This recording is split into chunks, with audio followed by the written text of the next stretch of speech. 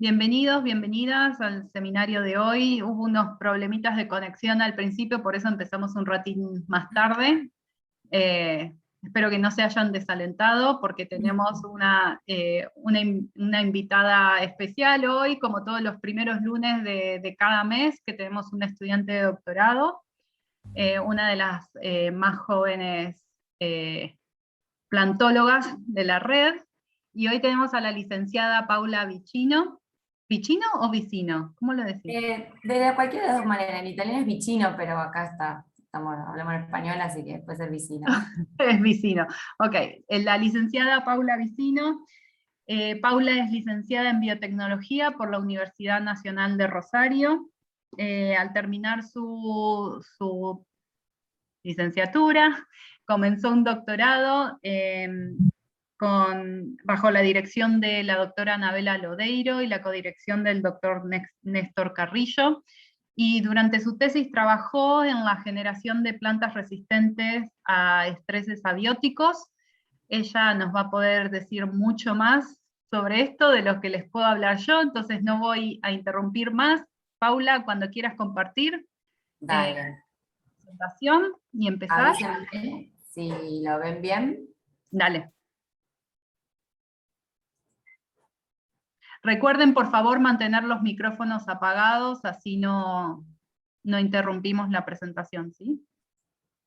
O sea, ahí se ve bien, ¿no? Ahí se ve perfecto. Bueno, buenos días a todos. Gracias, Gaby, por la presentación. La verdad que es un honor para mí que me hayan invitado a dar este seminario en este ciclo de mujeres grosas que exponen, así que nada, un placer y muchas gracias por invitarme.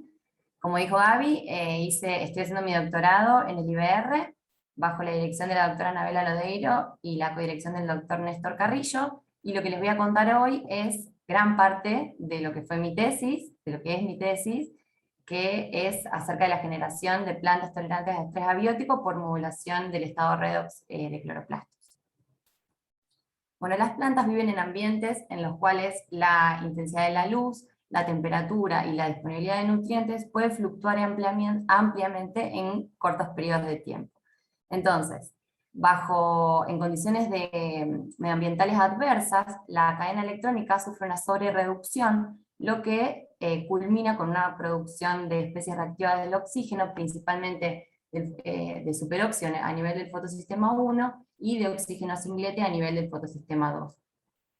Esta producción de ROS compromete la funcionalidad de los fotosistemas y el funcionamiento de la maquinaria fotosintética en general. Entonces, a lo largo de la evolución, los fotótrofos han desarrollado diversas estrategias para lidiar con las consecuencias negativas del estrés en la fotosíntesis, y una de las más conocidas son las rutas de transportes de electrones alternativas, que lo que hacen es disipar el exceso de energía de excitación hacia aceptores electrónicos alternativos. Recientemente se ha incorporado a esta categoría una familia de proteínas que se denomina flavin-dihierroproteínas. Las FLBs están presentes en bacterias, arqueas, protozoos, algas y gimnospermas, pero lo sorprendente es que están ausentes del genoma de las angiospermas. Las FLBs presentes en organismos fotosintéticos constan de 3 dominios: un dominio en el extremo N-terminal de tipo beta-lactamasa, que tiene 2 átomos de hierro no hemo, un dominio central de tipo flavodoxina que une FMN, y un dominio en el extremo C-terminal de tipo FNR que puede unir FMN o FAC. Este dominio le otorga la actividad NADPH oxígeno reductasa in vitro, prescindiendo así de la necesidad de una reductasa extra involucrada en la donación de electrones. Estas FLBs han sido muy estudiadas en cianobacterias del género Synecocystis. Estas cianobacterias codifican en su genoma 4 isoformas de las FLB, denominadas FLB 1, 2, 3 y 4, y estas proteínas tienen distintos potenciales redox, por lo que se postula que participan en diversas vías de oxidorreducción y pueden actuar como heterodímeros, siendo las parejas activas FLB1-3 y FLB2-4. Puntualmente, respecto a la FLB2-4, se han hecho estudios en su organismo de origen, es decir, en las cianobacterias, se vio que ambos genes, FLB2 y FLB4, están contenidos dentro de un mismo operón que es inducido bajo altas intensidades lumínicas y bajas concentraciones de dióxido de carbono. Estudios en los que sobreexpresan este operón en cianobacterias han mostrado que las células sobreexpresantes son más tolerantes, es decir, crecen mejor bajo altas intensidades de luz y producen menos ROS. En cuanto al mecanismo, se postula que en cianobacterias este dímero actuaría a nivel del fotosistema 2, disipando los electrones hacia un aceptor de electrones desconocido, y posteriormente se vio que bajo algunas condiciones determinadas puede actuar a nivel del fotosistema 1, pero directamente en este caso reduciendo oxígeno a agua. Entonces, bueno, en base a toda esta evidencia, fue que nos planteamos el principal objetivo de mi tesis, que fue el de expresar el dímero FLB2,4 en plantas de tabaco y Arabidopsis, y evaluar si su introducción confería tolerancia a estrés abiótico. Entonces, lo que hicimos en este caso fue clonar ambos genes de cianobacteria fusionados a un péptido tránsito que los dirigía a cloroplastos, y se obtuvieron líneas independientes homocigotas para ambas especies, para Nicotiana y Arabidopsis. Todo lo que les voy a contar ahora, toda la parte de estrés, la pudimos publicar hace poco, así que bueno, les dejo el título del paper, por si después quieren ver más en detalle. Así que bueno, en primer lugar, detectamos la presencia del transgen por RT-qPCR, y también detectamos la presencia de ambas proteínas con anticuerpos específicos para cada una, y en base a esto fue que decidimos seguir trabajando con 2 líneas independientes para tabaco y 3 para Arabidopsis. La introducción de este dímero en plantas de tabaco y Arabidopsis no introdujo penalidades en el crecimiento, aunque sí vimos una tendencia de altura y mayor tamaño, pero sin significancia estadística. Esto en condiciones de cámara de cultivo, ¿no? En condiciones de control. Entonces, bueno, hecho esto, empezamos con los ensayos de estrés. El primer estrés que ensayamos fue el estrés por alta luz, en el cual incubamos discos de hoja bajo altas intensidades lumínicas, y lo que hicimos fue monitorear el decaimiento de este parámetro fotosintético muy conocido que se denomina FBFM. El FBFM es el rendimiento máximo del fotosistema 2, y es un parámetro muy usado para medir daño del fotosistema 2. En plantas normales, previamente adaptadas a oscuridad, uno espera que el parámetro de FBFM ronde alrededor de 0,8. Si ese valor es más bajo, uno puede pensar de que está ocurriendo algún daño en el fotosistema 2. Entonces, bueno, hicimos el tratamiento por alta luz, en el cual monitoreamos este parámetro, y vimos que este parámetro se mantenía, o sea, decaía menos en las plantas transgénicas respecto a las plantas wild type. Y como experimento confirmatorio, lo que hicimos fue cuantificar y medir la degradación de la proteína D1. La proteína D1 es una proteína estructural del fotosistema 2, que es el principal blanco del fotodaño. Entonces lo que hicimos fue, hicimos un Western blot en el cual detectamos la presencia de esta proteína, y relativizamos la cantidad obtenida a tiempo final respecto a lo que se había obtenido a tiempo cero, y pudimos ver que había una degradación de esta proteína en los discos de hoja wild type, no así en los discos de hojas transgénicas. Como les comentaba también al principio de la charla, uno de los primeros síntomas de daño en la cadena fotosintética es la producción de ROS. Entonces quisimos evaluar esto también en este estrés, y lo que hicimos fue incubar, luego de una hora de tratamiento, discos con una sonda fluorescente que sirve que se une a ROS y sirve para cuantificar el ROS. Entonces lo que les muestro en este panel de la izquierda son micrografías donde se ve la fluorescencia de esta sonda. En el canal del medio vemos la fluorescencia de la clorofila, y en el canal de la derecha les muestro el merge, donde puede verse en blanco, donde colocaliza el ROS dentro de los cloroplastos. Entonces pudimos determinar efectivamente que los cloroplastos de estas plantas estaban produciendo menos ROS. Posteriormente también nos interesaba evaluar cómo se comportaban estas plantas bajo estrés salino, por lo que hicimos fue un experimento en el que incubamos discos de hojas a distintas concentraciones de sal, y fuimos mirando los discos diariamente hasta observar síntomas de bleaching, es decir, síntomas de degradación de pigmentos.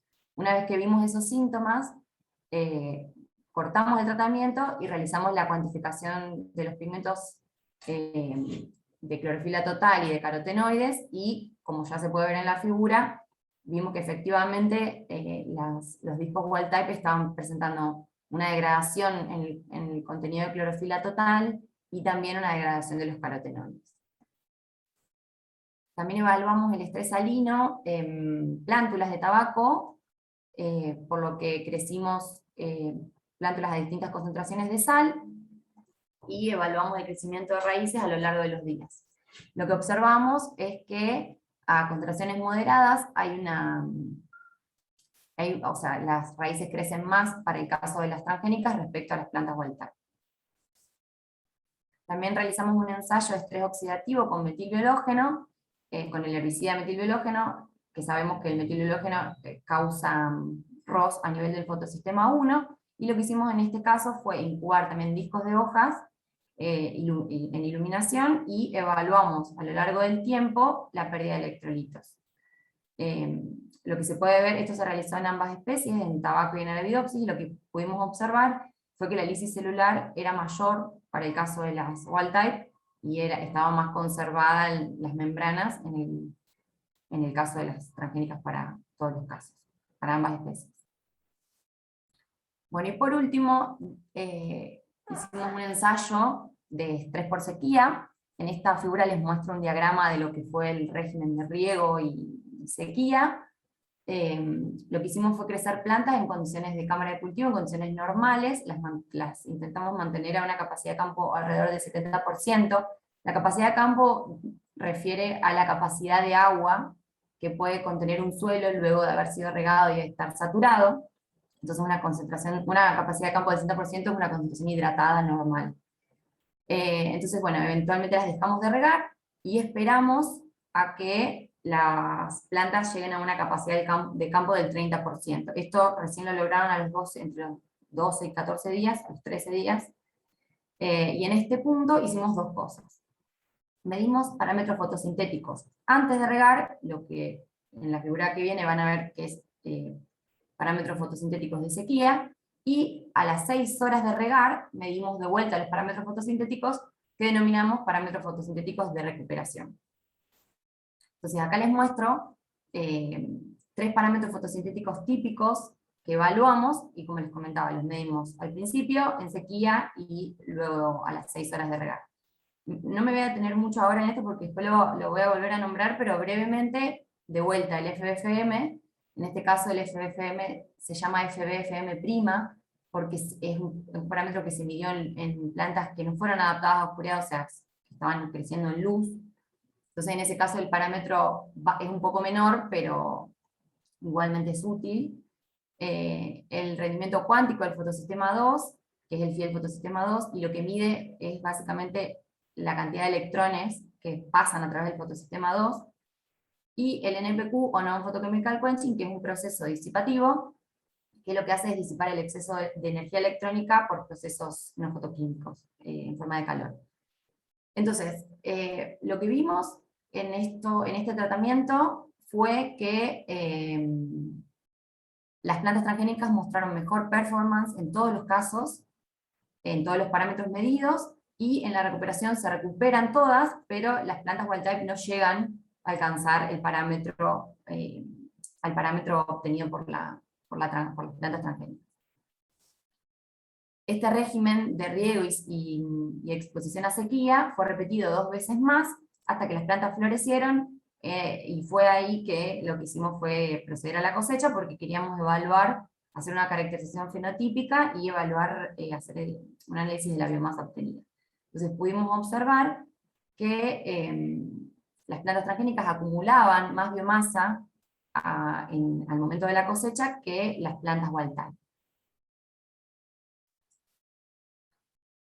Y posteriormente se realizó un ensayo de sequía en plantas de Arabidopsis, pero en este caso el ensayo de sequía fue de sequía severa, es decir, se dejó de regar y se esperó a la aparición de síntomas de marchitez. Entonces, como les muestro en esta foto, todos los genotipos mostraron marchitez y clorosis, pero ese daño fue más evidente para el caso de las wild type. En este caso, en este experimento lo que se hizo fue un ensayo de metabolómica en el que se evaluaron los distintos azúcares, y lo que se obtuvo en condiciones control se obtuvieron comportamientos similares para todos los genotipos, y en el caso del ensayo de sequía, las plantas transgénicas mostraron mayores contenidos de glucosa y fructosa, y un shift en lo que es un shift de sacarosa a almidón. Entonces, esto nos permite concluir que este shift observado muestra una mayor capacidad de biosíntesis de almidón de estas plantas y almacenamiento, y al mismo tiempo que los altos niveles de energía y contenidos de azúcares sabemos que son cruciales para el desarrollo de tolerancia al estrés por sequía. También se realizó un análisis de los aminoácidos, donde se evaluaron una serie de aminoácidos. En condiciones control, de nuevo, no hubo grandes diferencias, pero en condiciones de sequía se vio que los aminoácidos involucrados en la movilización del nitrógeno, como glutamato, aspartato y glutamina, así como alanina y glicina, presentaron valores mayores en las plantas transgénicas respecto a las plantas wild type. Esto nos indica que las plantas que expresan FLB estarían invirtiendo parte de estos azúcares incrementados que les mostraba antes en la biosíntesis de aminoácidos. Y otra cosa importante en este caso es que el perfil metabólico que obtuvimos concuerda bien con reportes de otras especies que se sabe que son tolerantes a sequía. Bueno, todo eso fue la parte de estrés que, bueno, por suerte, como les contaba antes, lo publicamos hace poquito, y bueno, luego de todo eso nos interesaba explorar un poco acerca del mecanismo por el cual estas plantas eran tolerantes al estrés. Para eso nos metimos más en la parte fotosintética, en lo que algo muy común para lo que es el estudio de fotosíntesis es el estudio de la fluorescencia de la clorofila. Me voy a detener un segundito acá para explicar este fundamento. La fluorescencia de la clorofila es la fluorescencia que emiten las moléculas de clorofila cuando retornan de un estado excitado a un estado no excitado. Entonces, cuando tenemos a las clorofilas en ese estado excitado, las mismas relajan esa energía realizando fotosíntesis, disipando el exceso como calor, en forma de NPQ, como les contaba antes, y emitiendo fluorescencia, lo que se llama fluorescencia de la clorofila. Entonces, como estos tres procesos son complementarios, realizando medidas de fluorescencia de la clorofila, uno puede obtener información muy interesante acerca de estos otros dos parámetros. Bueno, el NPQ es un proceso disipativo que se activa ante un exceso de presión electrónica. El NPQ lo que hace es, como les contaba antes, disipar el exceso de energía en forma de calor. Y hay dos procesos que son claves para la activación del NPQ. Uno de ellos es el gradiente de protones, y el segundo de ellos tiene que ver con el ciclo de las xantófilas. Entonces, dicha esta breve introducción, me meto en los experimentos fotosintéticos. Lo que hicimos primero fue evaluar en condiciones control cómo se inducía la fotosíntesis. Para hacer inducciones fotosintéticas lo que hacemos es incubar, siempre van a ver estas referencias, en negro es en oscuridad y lo de luz es luz, lo blanco, perdón, es luz. Entonces, como les decía, lo que quiere decir la inducción fotosintética es lo que pasa en los primeros segundos de iluminación, cuando uno ilumina una hoja con luz actínica, eso es lo que se denomina inducción de la fotosíntesis. Entonces nosotros incubamos las plantas en la oscuridad para apagar todo, para poner todos los transportadores redox en su forma oxidada, y posteriormente iluminábamos hojas y medíamos la fluorescencia de la clorofila. Eso se llama inducción. Entonces, la inducción nos arrojó que en condiciones control las plantas estaban teniendo un mayor FI del fotosistema 2, es decir, estaban teniendo una mejor eficiencia del fotosistema 2, pero estaban teniendo un menor NPQ. Una cosa que recalco acá es que uno siempre cuando hace estudios fotosintéticos tiene que ver este parámetro que les comentaba antes del FFM para quedarse tranquilo, digamos, de que está trabajando con plantas que que tienen un fotosistema saludable y sano. Entonces, si uno continúa la inducción, es decir, luego de la inducción viene la fase de estado estacionario, que se le llama, que es cuando uno, digamos, cuando la fotosíntesis se induce y después llega a un estado estacionario.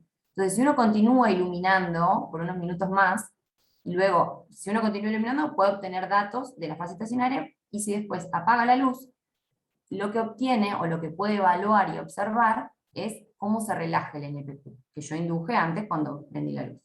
Entonces, hicimos esto para ver cómo relajaba el NPQ, y también para evaluar y para validar lo que habíamos visto en las inducciones, que era que las plantas tenían un NPQ menor.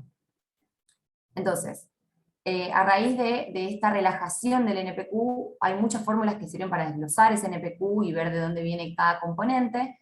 Son bastante engorrosas las fórmulas y no me quiero detener en eso, pero brevemente sí explicar lo que significan en significado biológico o lo que estima. Entonces, el phi del QE es el quenching dependiente de energía, y sirve para estimar el gradiente protomotriz de la cadena fotosintética, del lumen. Y el phi del QT más QI hace referencia a, QT hace referencia a las transiciones de estado para balancear el pool de plastoquinonas entre el fotosistema 1 y el fotosistema 2, y el QI hace referencia a la al quenching por fotoinhibición asociado a centros de reacción dañados. Entonces, lo que nosotros observamos fue que efectivamente las plantas transgénicas estaban teniendo un menor phi QE, lo que quiere decir que están teniendo un gradiente protomotriz menor. Y una cosa que fue interesante de observar, y que estuvo buena, fue que el phi del QT-QI no arrojó diferencias, o sea que ese menor NPQ obtenido no estaba causando una fotoinhibición, un daño en el fotosistema. Bueno, y como les contaba, otra de las partes importantes de la activación del NPQ es la activación del ciclo de las xantófilas. Entonces lo que hicimos también fue determinar por HPLC y cuantificar estos tres pigmentos que forman parte del ciclo de las xantófilas: la violaxantina, la anteraxantina y la zeaxantina. Lo que observamos en este caso, lo que ven en las figuras es la cantidad de pigmentos relativizada a la cantidad de clorofila total, y lo que vimos fue que las plantas transgénicas presentaban mayor cantidad de violaxantina y menor cantidad de anteraxantina y zeaxantina, lo que estaría indicando que el ciclo de las xantófilas está menos inducido, es decir, está cursando más lento que lo que lo hace en plantas voltaicas, coincidiendo con el NPQ menor. Otros pigmentos que se analizaron no arrojaron diferencias entre las líneas. Otra cosa que nos interesaba ver era evaluar el estado redox de algunos de los componentes de la cadena, y entonces para eso lo que hicimos fue estimar el estado redox del pool de plastoquinonas. Esto lo hicimos por un ensayo de O'Ship. Básicamente el ensayo de O'Ship usa el fundamento de fluorescencia de la clorofila, pero entra dentro de la categoría de cinética rápida, porque la información que se obtiene de las curvas de O'Ship viene de los primeros microsegundos de inducción. Entonces, digamos, se utiliza un equipo diferente, pero básicamente es lo mismo, es medida de la fluorescencia en la inducción de la fotosíntesis. Y se llama O'Ship porque cada punto de esta curva de fluorescencia recibe una letra que esa es la curva de O'Ship, digamos. Entonces utilizamos esta fórmula para determinar el estado de oxidación del pool de plastoquinonas, y lo que vimos fue que este pool de plastoquinonas estaba menos reducido, es decir, estaba más oxidado en las plantas transgénicas. Otra cosa que nos interesaba evaluar era el tema del tamaño de los complejos antenas del fotosistema 2. Se sabe que el tamaño de la antena de una planta no es estático, sino que se puede adaptar y puede cambiar a lo largo del crecimiento dependiendo de qué condiciones de luz crece la planta. Por ejemplo, si nosotros tenemos plantas crecidas o adaptadas a crecer en baja luz, estas plantas van a tener un complejo antena más grande que si crecieran en luz natural, donde las intensidades de luz suelen ser mayores. Entonces nos interesaba ver cómo estaba ordenado y si había una alteración en el tamaño de los complejos antena de estas plantas, y para eso lo que hicimos es una estimación detectando este complejo de light harvesting, que es el complejo, una de las proteínas del complejo antena que une clorofilas.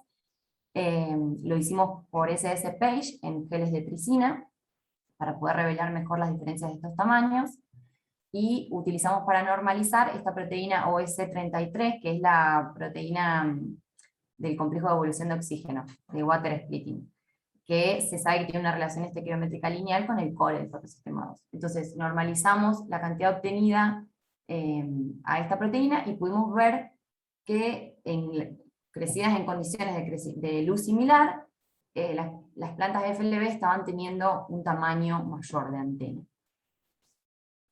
Y por último, lo último que les quiero contar hoy es este experimento que realizamos en condiciones de invernadero, para lo cual nos fuimos a Zavalla varias veces.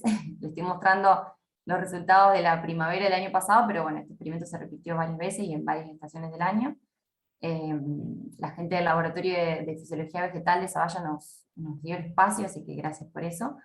Y básicamente lo que hicimos fue evaluar el crecimiento y desarrollo de estas plantas en condiciones donde la luz, la intensidad de la luz es mayor que lo que nosotros estábamos obteniendo en cámara. Y además, bueno, condiciones no controladas, ¿no? Lo que genera mucha variabilidad, la gente que trabaja en invernadero me debe entender. Entonces, bueno, lo que hicimos fue evaluar eso, como les contaba, el crecimiento y desarrollo, y obtuvimos resultados. Hicimos una evaluación fenotípica donde pudimos ver, se ve claramente en la foto, pero pudimos ver que las plantas eran significativamente más altas, las transgénicas respecto a la wild type, tenían en promedio un nudo más y florecían antes. Lo curioso, y lo que nos sorprendió un poco, fue lo que obtuvimos al hacer el análisis de biomasa, en el que observamos que no había una mayor acumulación de biomasa para el caso de las transgénicas respecto de las wild type. Y una cosa que les quiero comentar, que esto también ya lo veníamos viendo, y era también lo que nos prendió un poco la lamparita para decir qué está pasando con la antena, porque las plantas transgénicas presentaban una mayor cantidad de clorofila B, que después también influía obviamente en la relación clorofila A, clorofila B, y en general cuando uno ve estas diferencias puede relacionar que haya una diferencia en el tamaño de la antena, ya que la clorofila B es un pigmento que está asociado a los complejos antenas, al complejo antena del fotosistema 2. Entonces, bueno, como conclusión de todo el trabajo, la parte de estrés, bueno, está bastante más cerrada, y la parte de todo lo que les contaba de fotosíntesis aún seguimos discutiendo y charlando de las hipótesis que manejamos. No estamos del todo convencidos, pero bueno, al día de hoy estamos manejando una hipótesis, que es que, bueno, efectivamente el dímero estaría sacando electrones constitutivamente después del fotosistema 2, y eso se explica por ejemplo, que lo que les contaba antes, que el pool de plastilina esté más oxidado, que el NPQ sea menor, y también, bueno, por eso ante una situación de estrés es que las plantas tienen esa ventaja, porque ante un exceso de presión electrónica, el hecho de que exista esta disipación hace que la sobrereducción de la cadena sea menor, y por lo tanto la cadena fotosintética sufra menos. Así que bueno, eso es más o menos todo. Este es mi grupo de trabajo, mis directores, a los cuales agradezco siempre, Néstor y Anabela. Juli Carrillo, que hizo el postdoc en nuestro laboratorio y formó parte de la mayoría de las cosas que les conté hoy. Rodri Gómez, que nos ayuda siempre en toda la parte fotosintética.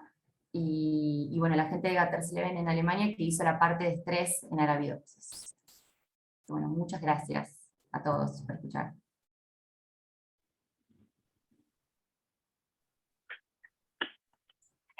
Paula, perfecto, muchas gracias. ¿Me escuchas bien? Te escucho bárbaro, sí. Perfecto, bueno, muchísimas gracias por la presentación. Me pude conectar justo cuando Gaby te estaba presentando. Pido disculpas al resto, que yo era la encargada oficial de presentar a Paula, pero nos sumamos a la movida de Mark Zuckerberg acá y todo se cayó. Así que bueno, fue justo ahí. Pero bueno, disculpas y te agradezco yo lo que yo te puse en el mail, que muchas gracias por haberte prendido la propuesta. La idea es que las jóvenes que están arrancando puedan mostrar su trabajo, puedan contar lo que hacen, puedan transmitir también energía y renovar las miradas, así que bueno, muchísimas gracias.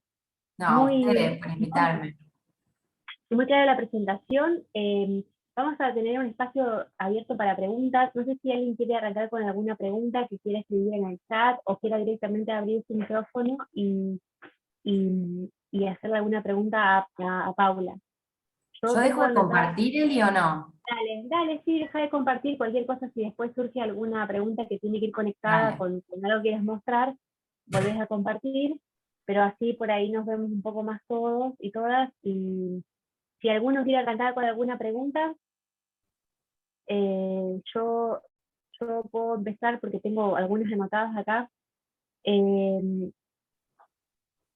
Vamos a empezar de atrás para adelante. Dale.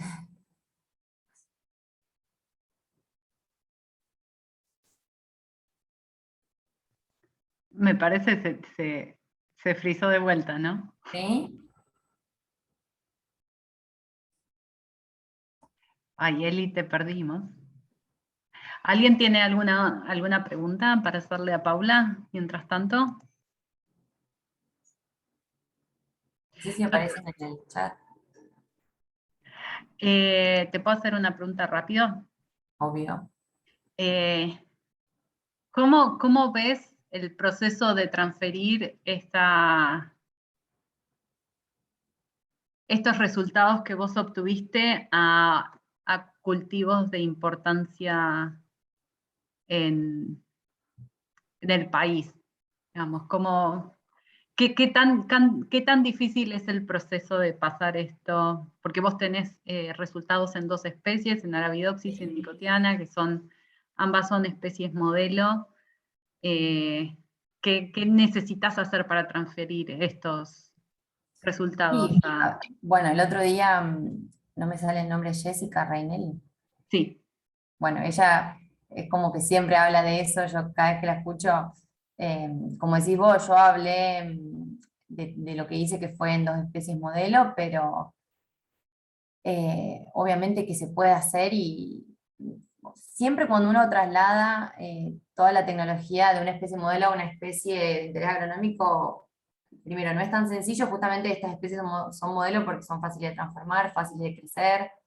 Entonces, cuando uno decide pasar, primero lo que tiene que evaluar es la cantidad, la capacidad de recursos. Es decir, por ejemplo, si uno quiere crecer maíz, las cámaras que tenemos en el instituto, por ejemplo, no son las adecuadas, o como poder contar con, no sé, qué sé yo, un invernadero, todo lo que uno pase a nivel cultivo de interés agronómico, de por sí tiene que contar con más espacio que una cámara de cultivo, ¿no? Y bueno, y también puede fallar, puede que lo que uno ve en tabaco y Arabidopsis no se vea claro. en plantas de interés agronómico, pero obviamente que es un desafío y ya que estas plantas tienen esta tolerancia a estrés abiótico, obviamente que es un desafío y muy interesante poder hacerlo, ¿no? Puede ser un buen próximo paso, de hecho lo hemos charlado varias veces ya. Sí, lo máximo que hicieron ustedes fue ponerlas en invernadero, estas plantas, y no ponerlas, no digo en el campo, pero No, no. balcón, aunque sea. No, llegamos a escala de invernadero como mucho. Ok, ahí está Eli de vuelta. Para nosotros, Me porque, vine. ¿viste? La caída es en mi oficina. Acá al lado está todo bien. Ah, buenísimo. Qué bueno. Perdón, bueno. No, no pasa nada, son cosas que pasan. No, retomo la pregunta que te había empezado a hacer respecto, una de las últimas partes que mostrabas el fenotipo de las plantas en invernadero, cuando las creciste en Zavalla, que mostrabas unos parámetros de mayor altura, Sí. de mayor tamaño, bueno, lo del tamaño no sé, eso lo noté yo porque estaba pensando en mis fenotipos, pero mayor altura era solo lo claro.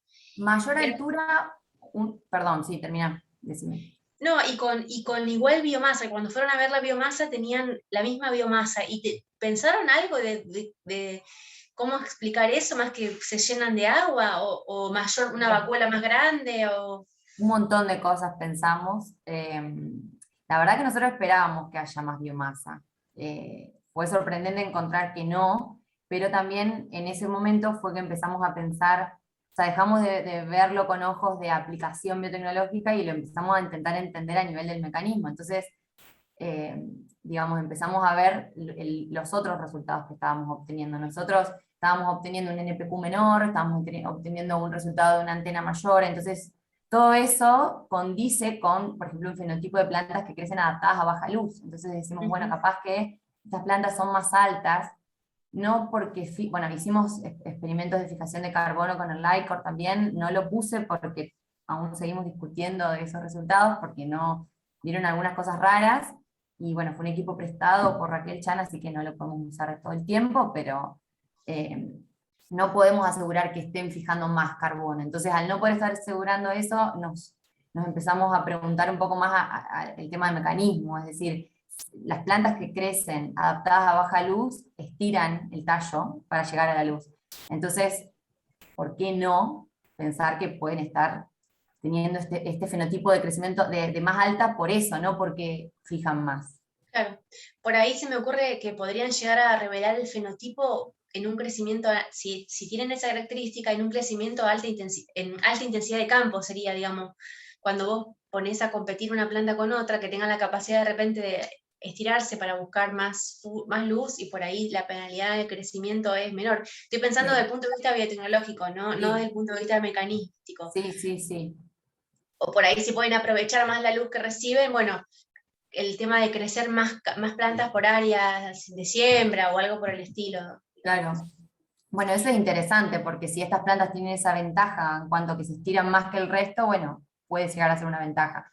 Y de vuelta, nosotros repetimos, hicimos el experimento en 2 primaveras, cometimos el error de hacerlo en otoño, no funcionó porque el clima, viste que en otoño los días se hacen más cortos, y claramente el fuerte de estas plantas es en alta luz, entonces creo que toda persona que hizo un experimento en invernadero ve la variabilidad que hay. Y ante diferencias tan pequeñas, quizás está habiendo una mayor biomasa y no lo estamos viendo. Pero bueno, también el invernadero tiene una capacidad limitada, uno no puede largar 100 plantas de cada línea, ojalá, pero no es posible. Entonces uno se queda medio como ahí diciendo, no sé si es, pero estadísticamente queda muy en el borde. Hay una tendencia, pero no es. No, no sé si me llegan a escuchar desde tan lejos, pero lo que está interesante es que en general esa alta altura, como una respuesta exacerbada a la sombra, en general lleva a plantas que son más sensibles al estrés. Sí. Y acá no, o sea que eso está buenísimo, porque en realidad eso siempre es, frente al estrés, esa respuesta, la capacidad de evitar la sombra se empieza a perder, ¿no? Exactamente. Entonces acá, eso está buenísimo. Sí, la ventaja de estas plantas es eso, es que, digamos, no hay ninguna penalidad, tanto en cámara de cultivo como en invernadero. Aún no se pudo demostrar la mayor acumulación de biomasa, pero fotosintéticamente hablando, funcionan bien, un poquito mejor de hecho que las wild type, y bueno, la tolerancia a estrés creo que es clara, ¿no? Sí. ¿Alguien quiere hacer alguna pregunta al respecto de lo que estamos hablando? ¿Algún comentario o alguna pregunta en el chat? A ver, Hay dale. una pregunta en el chat, Eli. Bueno, Cintia, ¿querés abrir tu micrófono? Cintia pregunta cómo se hace el ensayo del disco de hoja en sal. Bueno. Y si se puede hacer en Arabidopsis también y no solo en tabaco. Hola Cintia, gracias. Sí, no pasa nada. El ensayo, el disco de hojas en sal es muy sencillo. Incubamos en placas de Petri los discos de las distintas líneas a distintas concentraciones de sal, lo pusimos en un medio con agua y sal y lo dejamos en la cámara de cultivo durante 5 días. Más o menos entre el día 3 y 4 se empiezan a ver esos síntomas de bleaching, de pérdida de pigmento que yo les mostré en la foto, y a los 5 días se sacan. Un tema importante en este caso es el tema de la contaminación. Me ha pasado que se me han contaminado muchas veces los discos, pero bueno, es también poner un N grande para que alguna placa no se te contamine y lo hagas. Y en Arabidopsis, claro que se puede hacer. Nosotros no lo hicimos.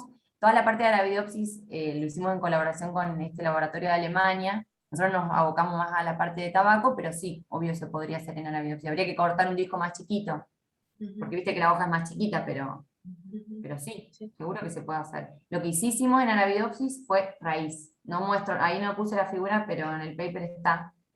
Y también vimos lo mismo.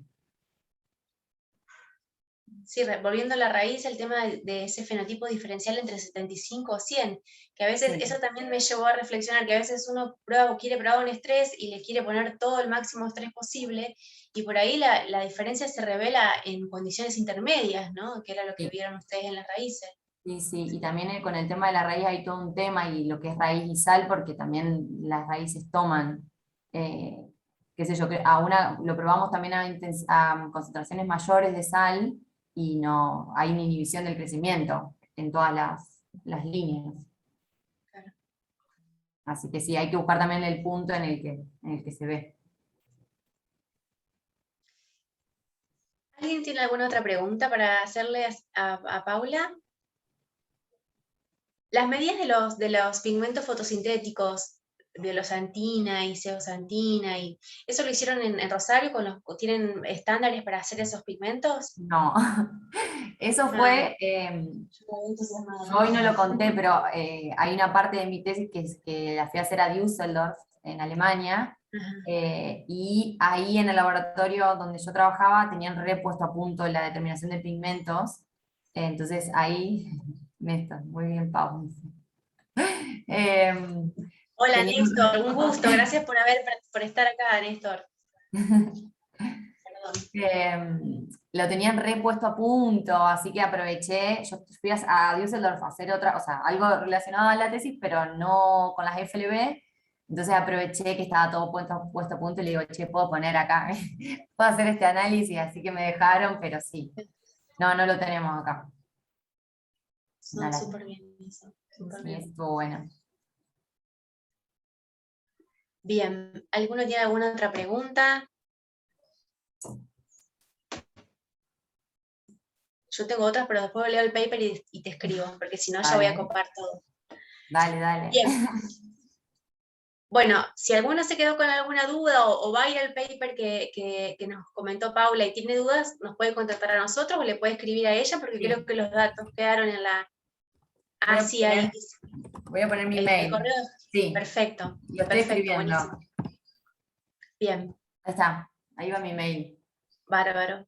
Y después, bueno, el video con los datos que se puedan mostrar lo vamos a dejar en el canal del grupo, así que también pueden revisar y pueden volver a ver la presentación porque fueron muchísimas gráficas y datos, así que uno puede ir de nuevo a mirar y te vamos a seguir molestando. Paula, felicitaciones por el trabajo, felicitaciones al grupo, ahí vi que está Anabela, que está Néstor ahí apoyando y tu presentación, así que bueno, también se agradece eso, Yo también que agradezco todos mucho. estemos apoyando a las nuevas generaciones.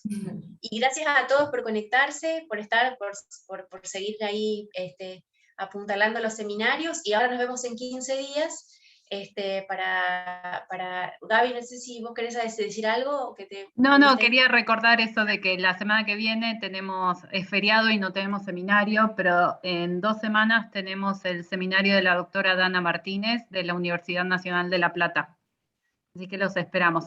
Y también este año ya tenemos cubiertas todas las fechas de seminarios, siempre se nos cubren enseguida, hay mucha gente para destacar el trabajo, y si algún estudiante de doctorado quisiera dar seminario el año que viene, o si alguien quiere sugerir algún nombre para que nosotros contactemos, o no sé, otros estudiantes de doctorado quisieran como destacar el trabajo de alguna compañera, por favor escríbanos, que tenemos para agendar todo el año que viene todavía, así que hay espacio.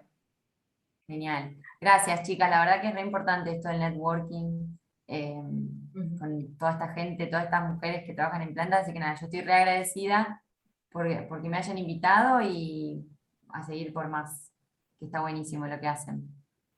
Gracias, Paula. Bueno, muchas gracias. Nos vemos Bueno, en 2 Chao, semanas. gracias. En 15. Muchas Chao. gracias a todos.